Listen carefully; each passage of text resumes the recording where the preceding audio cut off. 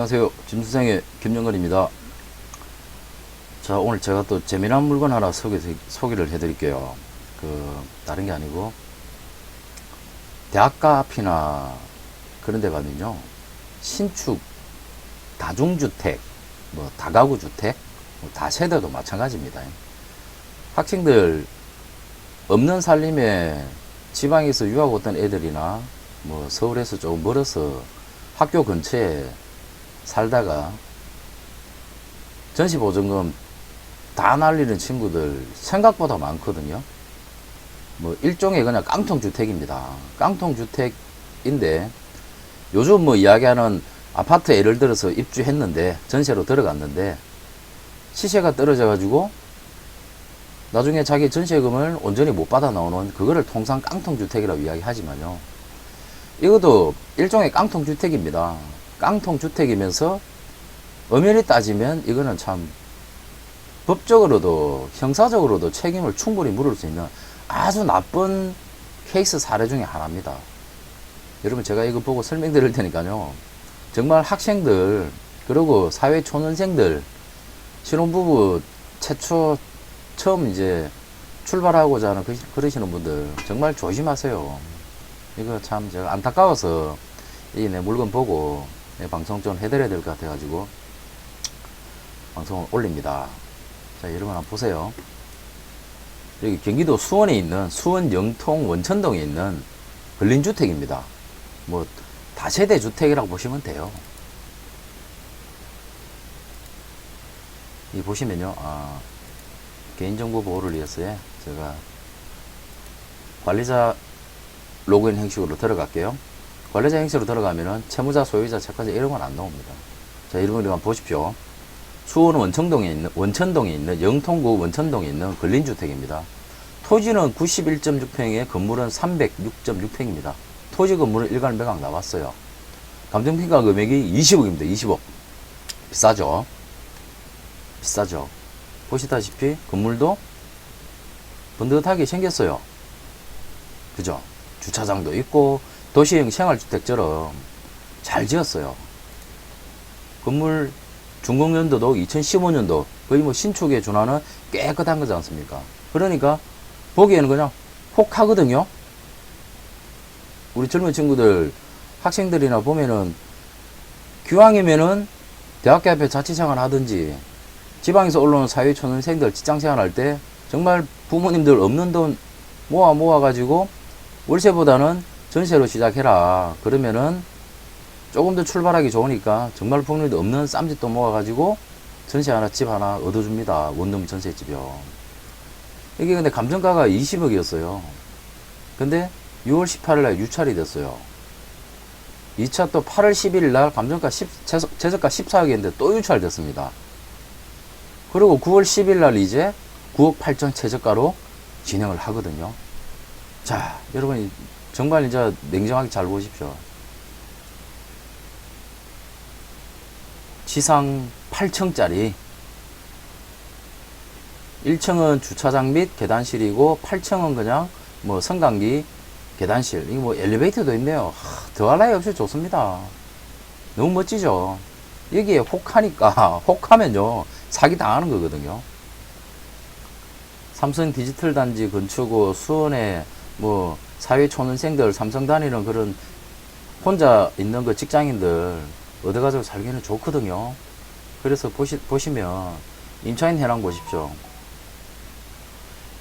각 호실이 많으니까 전체 호실이 각 청당 4개 호실이 있습니다. 그러니까 2, 3, 4, 5, 6, 7, 4, 7, 28 28개 호실이 있어요. 28개 호실이 있는데 각 호호마다 이제 임차인들이 들어가 있죠. 지금 보십시오. 501호 보증금 9천, 9천, 9천, 8,500, 9천, 9천, 8,800, 9천, 9천, 9천, 9천. 한 친구는 또 1억 천이네요. 이렇게 많죠. 근데 여러분 보세요. 지금 여기 대학역 유무, 대학역이 다 있습니다. 대학역은요. 2016년도, 2017년도 다 전입했어요. 보면요. 이 친구는 2018년도 했지만 대학역이 있다는 거는 은행 근저당보다 빠르다는 거거든요. 제1순위 건재당이 2019년 4월 10일 날입니다. 자, 이러면서 정말 잘 생각하셔야 되는 게요. 자기가 전세 계약을 할 때만 해도 건재당이 없었거든요. 그러니까, 나는 안전해. 라고 단정적으로 생각을 해버린 거죠. 그게 믿습니다. 자기가 처음에 전세 계약을 할 때는 은행 건재당이 10원도 없었으니까 깨끗했어요. 그러니까, 나는 그냥 안전해. 그리고 확정일자 받아놓고 하면은, 내 보증금은 무조건 유지할 수 있다. 보전할 수 있다. 그렇게만 생각을 했는데, 호실이 28개지 않습니까?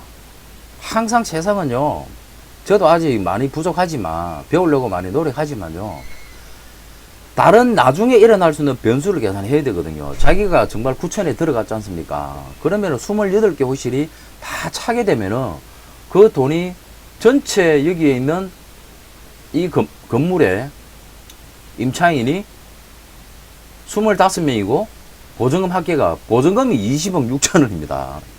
20억 6,200만원이에요. 이제 뭔가 상황이 심각해지는 거 느껴지시죠? 감정가격이 20억밖에 안 해요. 20억입니다. 근데 여기 들어있는 보증금 전체가 20억 6천만원입니다. 월세도 뭐 7만원인데 월세는 뭐 없다고 생각하고요. 보증금이 20억이 넘어요. 근데 이게 지금 두 번이 유찰이 되고 있지 않습니까? 이게 왜 유찰될까요? 왜 유찰되겠어요? 입장을 바꿔야 됩니다. 이제 낙찰받는 사람 입장에서는요, 권리분석을 합니다. 1순위 건재당이 2019년도 4월 10일 날 영등포에 있는 모 은행에서 9억이라는 건재당을 설정해가지고 대출을 실행시켜 줬어요.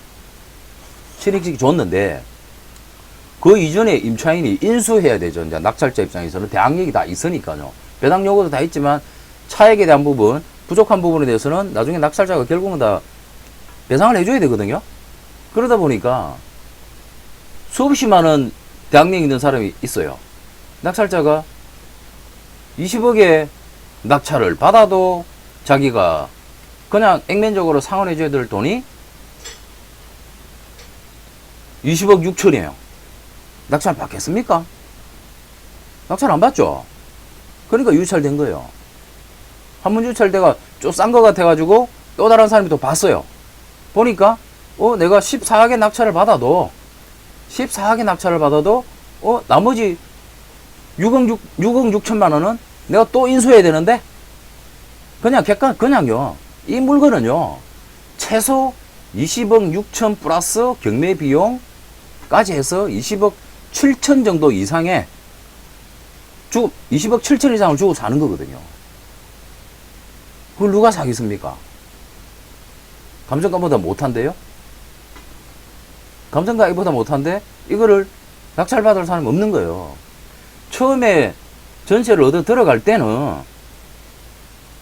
등기 설정이 없었기 때문에 안전하다고 생각하고 그냥 다 방치했었죠. 부동산에서 당연히 그랬을 거 아닙니까? 은행이 없으니까 그냥 전입신고 확정일자만 해놓고 주소만 빼지 말고 거주하고 계시면 대항력이 있으니까 보증금 돌려받는데 전혀 문제가 없습니다. 근데 28개 호실입니다. 이게 전부 전세가 놓이면서 이제 일이 터진 거거든요. 제가 이거 은행에서 2019년도에 이렇게 선순위 임차인이 많은데 건재당 설정하고 대출 안 해주거든요. 근데 이거 어떻게 대출을 해줬을까? 제가 유심히 봤어요. 보니까 이럴 때는 이제 건축물 등기부 등본을 봐야 됩니다. 건물 등기를 볼게요. 분명히 공동담보가 있지 않는 이상 우리나라 은행에서 이런 실수할 리가 없거든요. 그래서 이 원천동 목적 물건의 건물 등기부 등본을 봤어요. 보니까 건재당 얼굴에 설정이 되니까요. 아니나 다를까 2019년 4월 10일 날 영등포 은행에서 9억이라는 돈을 건재당 설정할 때 공동담보가 있습니다. 공동담보 대구광역시에 있는 지금 수원에 있는 이 물건하고요. 그리고 대구에 있는 태명빌 제-A동 2201호입니다. 이거 아무리 고급 빌라라도, 예를 들어서 제가 이 물건을 정확하게 모르겠어요. 아무리 고급 빌라라도, 이거 뭐 얼마나 하겠습니까? 대구에요. 정말 뭐, 이거 그냥 단독주택, 저택 이런 거 아니거든요. 2201호기 때문에. 60평대의 고급 빌라라 할지라도, 절대로 이게 가치가, 제가 볼 때는 대구에, 아무리 고급 빌라라도 7, 8억 안 갈 겁니다. 그런다 그러면은, 은행에서도 대출 실행 잘못된 겁니다, 이거. 제가 100% 장담합니다. 100% 장담합니다. 이 물건하고 대구에 있는 물건을 다 합하더라도 그 전에 임차인에 대한 권리가 전부 다가 20억이 넘는 보증금이 설정되어 있는데 9억을 설정하고 대출이 나갔다는 거예요. 9억을 설정하고 뭐 120%, 120% 설정했을 테니까요. 120%, 130% 이게 이제 걸린 주택이라 130% 설정했겠네요. 그러면은 약간 7억 정도 실대출에 나갔다는 거거든요. 그럼 27억 이상의 가치가 나갈 거다라고 판단하고 금융대출에 나갔는데, 이래서 은행에서도 부실이 발생하는 거고, 그 전에 임차인들은 지금 보증금 다 날리게 생겼어요. 날리진 않겠죠? 아닙니다. 날립니다. 왜냐하면 유찰 되어가지고 저가에 낙찰되어서 낙찰될 리 없을 것 같거든요, 이거 여러분, 막 계속 떨어질 겁니다. 정말 뭐, 5%, 3%, 5%까지 떨어질 거예요. 떨어지고도, 낙찰자는 이거 다 인수해야 됩니다. 법적으로 다 받을 수 있는 권리가 있는 사람들이거든요. 그렇지 않으면 다 맹도 거부할 거라고 해요. 결국은, 은행에서도 손실보고, 지금 이 친구들은 나가고 싶어도 못 나가니까, 일단은 어떠한 이유로 해서 나가야 돼요. 그렇기 때문에, 임차권 등기 명령을 해놓고 일부 나간 친구들도 있고 그럴 겁니다. 임차권 등기를 해놔야지만 전입신고를 빼도 대항력이 유지가 되거든요. 이게 여러분 정말 생각지도 않았던 깡통 전세가 돼버리는 거거든요. 대학가 앞에 특히나 신축 건물이라 그래가지고 여러분들 이거 겉으로 보이기 좋으니까 나 그냥 뭐 안전한 것 같아. 거기 그냥 보기 좋아서 했다가 이렇게 당하는 현상이 발생합니다. 제가 실질 이런 물건을 제가 2014년도에 봉천동에 있는 물건을 낙찰을 받아본 적도 있습니다. 받아가지고 인수되는 친구는 한 명 있었어요. 여러분, 이런 물건 계약할 때 제일 조심해야 될 게 하나 있습니다. 처음에 들어갔던 친구들은 괜찮죠? 그죠? 건재당도 없었고 뭐 몇 명 살고 있으니까 뭐, 내 정도, 뭐, 한 9천만원 정도의 보증금, 뭐, 안전하게 지켜줄 수 있을 것이다라고 생각했는데, 이제 나중에 들어가는 친구들은, 혹시나 이제 법을 조금 알고, 요런 부분에서 조금 아는 친구들은 걱정을 하죠. 다른 친구들이 전부 다 전세가 저래 들어있으면, 내 보증금이 조금 위험하지 않을까? 공인중개사한테 요청을 합니다. 사장님, 이거 혹시나 불안하지 않을까요? 사실 이런 식으로 나중에 늦게 계약하는 사람들은요, 주인분한테 당연히 요구해야 됩니다. 저기 소유주 선생님, 전체 임차인의 임차 현황 목록을 좀 보여주십시오. 정확하게 좀 가져오셔가지고 동사무소 가면은 전입신고 되어 있는 거 사실 확인을 다 할 수 있어요. 전입신고 되어 있는 거 다 확인을 할 수 있습니다. 근데 금액은 안 나오거든요. 확정일자를 받아놨지만 금액은 세대열납 내역서에 보면요, 동사무소 가면은 신청해서 발급을 받아볼 수가 있어요. 있는데 여러분, 세대열납 내역서 보시면 김땡땡 문땡땡 전입을 며칠 날짜에 했고 이 내용은 나옵니다. 확정일자는 확정일자 해갖고 계약서상에 도장을 찍는 거니까요. 그 부분은 두 번째라고 해. 내가 여기 들어갈 때 뒤에 또 뒷페이지가 있을 거예요. 보세요. 지금 15분까지 있죠. 예를 들어 내가 10분째 들어가고 있어요. 근데 앞에 보니까 전입자가 한 9명 이상 있습니다. 그러면 여러분, 의심의 눈으로 봐야 되는 거예요. 사장님, 전입신고가 벌써 9명이나 되어 있던데 이분들이 다 전세로 있는지 월세로 있는지 그 부분을 정당한 권리로 요구를 해야 돼요. 근데 제 경험입니다. 100%입니다. 신축에 특히나 빌라나 다세대 다가구 주택, 다중주택 지어가지고 전세 놓고 하는 건축업자들이 지었던 물건들 중에요. 간혹, 정말 간혹 폭탄 터치려고 처음부터 작정한 사람들이 있습니다. 실제로 제가 그런 사례를 여러 건 봤고요. 그런 사람들이 첫 번째 레파토리 딱 정해져 있습니다.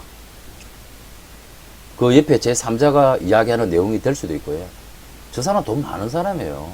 자산이 아주 많은 사람이라서 걱정 안 하셔도 됩니다. 그 말이 곧 거짓말인 거거든요. 내가 내 보증금을 받을 수 있는 1차적인 물건은요, 원천동에 있는 내가 전세 계약하는 이 물건에 국한됩니다. 나중에 못 받은 물건에 대해서는 민사소송해야 돼요. 민사소송해가지고 확정판결 받아가지고 또 그 사람 재산 찾아가지고 압류, 가압류해가지고 판결문 받아가지고 경매 넣어야 돼요. 그런 골치 아픈 복잡한 일을 뭐 하려고 합니까? 할 필요가 없죠. 의심스러우면 하지 마라. 욕심이 닿는 순간 사기당하는 거거든요. 엄연히 말하면 이건 사기당한 거예요. 엄연히 말하면 사기당한 겁니다. 나중에 늦게 들어가신 분들은요. 겉으로 보기에 번듯하고 너무 깨끗하거든요. 항상 세상은요, 공짜가 없는 겁니다. 제가 이 유튜브 채널, 경매 창업 채널을 제가 진행하는 이유가 뭐라고 했습니까? 저는요, 이런 분들, 어렵게 피땀 흘려가지고 모은 돈, 재산을 잘 지키고, 안전하게 수익을 늘리고, 재테크 하는 데 있어서 제 이 영상이 도움이 되었으면 해서 제가 20년이라는 세월 동안 부동산 관련된 일만 했던 정말 실질적인 노하우를, 경험을요, 여러분들한테 전해드리려고 제가 유튜브를 하는 거거든요. 이렇게 여러분들이 생각지도 안 했던 데서 자기의 이 피 같은 돈을 잃는 겁니다. 다시 한번 말씀드리겠습니다. 대학가 앞이나 다중주택, 예? 지금 여기처럼 뭐 근린주택 되어 있는 이런 물건, 다중주택, 다가구주택, 다세대도 이런 거 많습니다. 건축주분께서 아니면 그 아직 일을 정말 제대로 못하는 부동산 공인중개사 하는 아저씨들이 이 건축주 주인 돈 많은 사람이에요. 돈 많아가지고 괜찮아요. 그 말 있잖아요. 절대로 믿지 마세요. 절대로 믿지 마세요. 거기에 다 속더라고요. 절대로 믿으시면 안 됩니다, 여러분. 그렇게 믿으면 이렇게 손해보는 경우가 발생을 합니다. 이 말 꼭 명심하시고요. 제가, 아이고, 벌써 20분이 다 돼버렸네. 제가 다음 강의에서 정말 이제 우리가 일반적으로 이야기하는 전형적인 깡통 전세, 그거 제가 한 2개 케이스, 아파트에 대한 지금 케이스가 너무 많더라고요. 제가 그거 설명드릴 테니까요. 지금 다중주택, 다가구주택, 뭐 다세대로도 마찬가지입니다. 특히나 이렇게 학교 근처나 이런 소액 원룸짜리 있죠. 작은 투룸 이런 거 전세 계약할 때 이 영상을 반드시 보신 분들께서는 기억해 두셨다가요, 자기 권리 정확하게 찾으세요. 그렇지 않으면요, 자기 보증금 못 받습니다. 전세금 날리는 거예요. 나중에 끝까지 받으려 그러면 민사소송까지 해야 된다. 여러분들 골치 아파집니다. 그러니까 이 영상 잘 기억해 두시고, 예, 잘 생각하세요. 구독, 좋아요 꼭 눌러주시면 감사하겠고요. 제가 깡통 전세 표본을 조금 이따가 다시 영상 올려드리겠습니다. 감사합니다.